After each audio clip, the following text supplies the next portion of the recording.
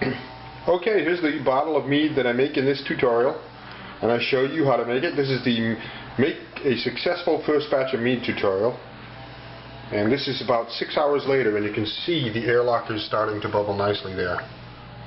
So there is a good ferment going on, and that's not vigorous yet. It will get much more vigorous than that. But this is what I show you how to make in this tutorial, so let's launch right into it. And 1 gallon is a nice size to go with because it's easy and inexpensive, and if you've never made any mead before, that's what this tutorial is about. Somebody who's never made mead but always wanted to. 1 gallon is a nice way to start out, to give you a sense for what you do. So here are the materials that you need, and I've just completed making this batch here. It's looking really good, and I will show you that. I actually filmed that. I will show you that, how I do that, and what I do. Let me go over the materials that I use. What I've done is I've put together what I think is a really good way to make mead, very conservative and very stable and very successful. So I'm giving you this process as a way to successfully get your first batch of mead done. So that's very important. There's a lot of different ways to do it, but this way I find is very successful. Beginners have a lot of luck with doing it this way. So let me launch into what I've got here. You need at least one 1 gallon glass jug, a rubber stopper with a drilled hole in it, and an airlock.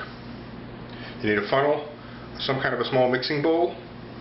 Later on, in a month, you will need a siphon hose and another jug because you're going to be moving that liquid over to the new jug. To make the mead, you're going to need some raisins, a solid stopper so you can put it on there and shake that batch up, some yeast, and I'll get back to that, a couple of spoons, one quart of honey, approximately 1 quart of honey, which is 3 pounds. A gallon of spring water or filtered water. I recommend you don't use tap water. And some kind of a pan to heat and mix. And one more thing is some kind of a cooking thermometer. Right here, some kind of a cooking thermometer that'll get you to about 140, 150 degrees, which is on the low end for cooking, but you got to be around 140. So that's all they need. Now let me get back to the yeast. Now this is one of the problems that people have. Almost any kind of wine yeast will work perfectly fine. There's a lot of different types. If you're looking for a recommendation, I say go with something called Lalvin D47. It costs you $1, and you can get it at almost any wine supply shop or online. And I have links to this on my website too. But this is the standard workhorse wine yeast. It's great for mead. You can, if you want to circumvent around that, you can use some kind of a bread yeast. Just make sure it's fresh, and use about a tablespoon, and you'll be fine. Almost any kind of bread yeast will work perfectly fine. There'll be slight changes in the taste and slight changes in the alcohol level of the mead. So, quick overview. One more thing I need to talk about is sanitizing your equipment. I use something called Easy Clean. You can use something called iodophor, but it's important that any of the stuff that's going to come in contact with your mead, the jug, the airlock, the siphon hose, the various tools, you want to sanitize all of that. And what sanitizing does is it kills any bacteria or yeast or fungus or anything that's growing on any of that on a microscopic level. Because once you put your honey and wine and water in there, bacteria is going to eat it and grow. And you don't want that to happen. You only want your yeast to grow. So you sanitize everything that comes in contact with your mead. It's very important. Alternatively, if you don't use some kind of a winemaker sanitizer, you can use unscented bleach, no more than 1 tablespoon per gallon of water. So mix yourself up a few gallons of water, add 1 tablespoon of bleach or a little less per gallon, and then use that to clean all of your equipment, and then rinse after.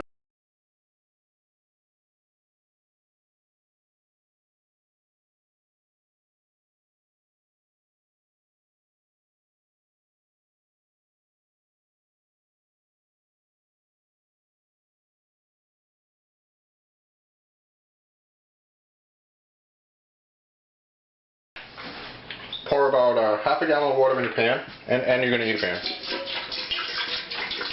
Then add your honey. So now what you do is you heat this up slowly, stirring it to about 140 degrees for 20 minutes. Now, while our honey is heating, slowly, very slowly and gently, take yourself maybe half a cup of your water, if it's room temperature, and you can add in your yeast. This is activating the yeast. This is sort of like, so you don't shock it. You don't want it to be shocked, so what you do is you just activate it very gently.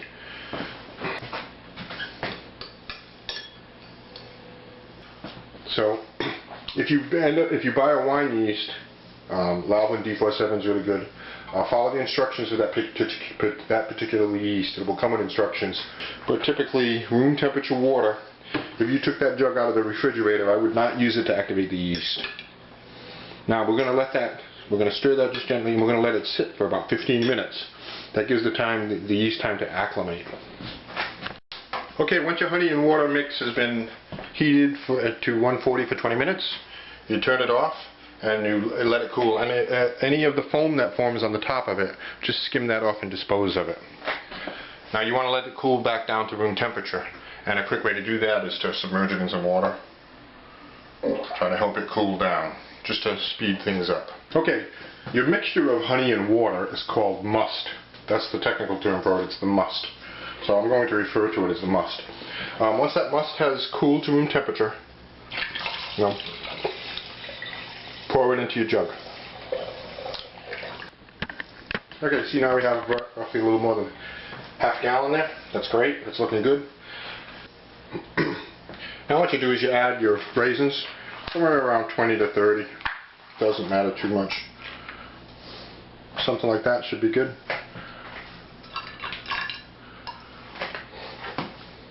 And then this is totally optional, but this actually does pretty good. Add 1 orange, peel and all.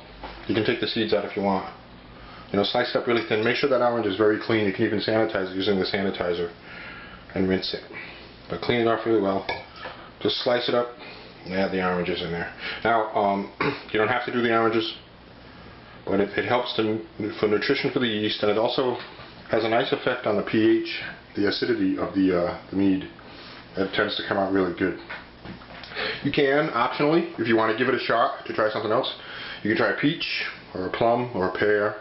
Same thing. Cut them into thin slices so you can get it in there. And if it's got something that has a pit in it, take the pit out. Don't put that in there. Once you've got all your ingredients in there, add more of your spring or filtered water. Fill it almost all the way up. Give yourself some room right now to shake it. So I'd say fill it up about like that. Stopper it really good. Grab that bottle and start shaking it for a good 10 minutes. You want the honey and the water to mix really, really well so it doesn't settle out on you. So, here we go.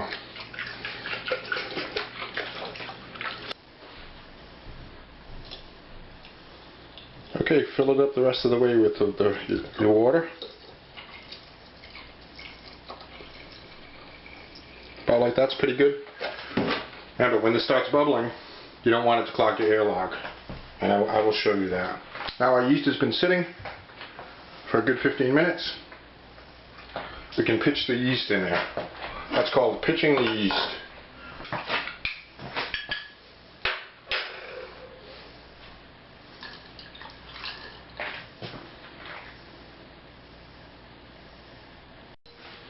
It's pitching the yeast. So we pitch the yeast in there and give it a gentle either stir or a little bit of gentle shaking. I mean, you don't want to upset it too much, just to get it around, but that yeast will do what it's supposed to do.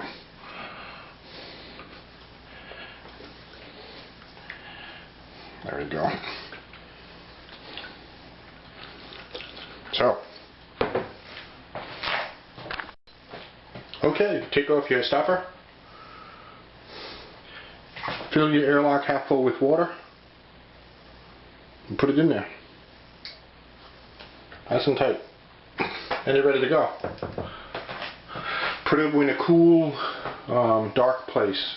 And within, depending on the yeast, within a day or two, this airlock should start bubbling vigorously. Okay, you've completed making the mead, but you don't have drinkable mead yet, right? So let me explain to you what you're going to have to do later on. Somewhere between 2 and 4 weeks later, I typically do it at the 30-day mark. You're going to notice over the course of this window of time that the airlock slows down significantly. If that airlock slows to within less than one bubble every 30 seconds, then you can go ahead and do something called racking, which is moving the liquid over to a new jug.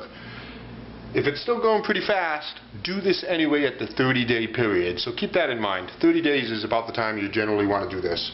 Rack it over to a new jug. Get yourself a siphon hose and sanitize it, and a new jug, and sanitize that too. Gently siphon all the fluid over to the new jug, leaving all the sediment that forms in the bottom of this jug, and it'll be quite a bit, maybe as much as an inch thick. That's all dead yeast, and you don't want any of that. Leave the dead yeast, leave the oranges, raisins, anything else you put in there, leave that all behind and dispose of it. All you do is siphon over some of the liquid into your new jug. And don't worry about losing some.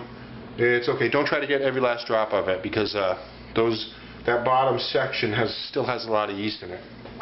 So siphon it over. Check your airlock. If it needs to have more water put in it, put some more water in it, and then transfer that over to your new jug.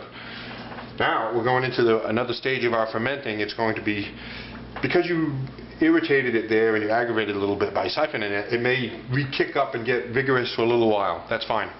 Let it go a minimum of another month. From here you can let it age for quite a while until the airlock completely stops. Wait 2 weeks and then you can bottle it, or you can start to try to taste it. Otherwise, let it age for 6 to 9 months. You can age it in these bottles, or you can age it in regular bottles. When you do this transfer, your first racking of the carboy, you can give it a little smell, see if it smells okay. And you can give it a little taste to see if it tastes okay. But it's still got a long ways to go. So 6 to 9 months later, you should have drinkable mead. Lots more mead making stuff on my website at stonethecastle.com/mead/index.htm.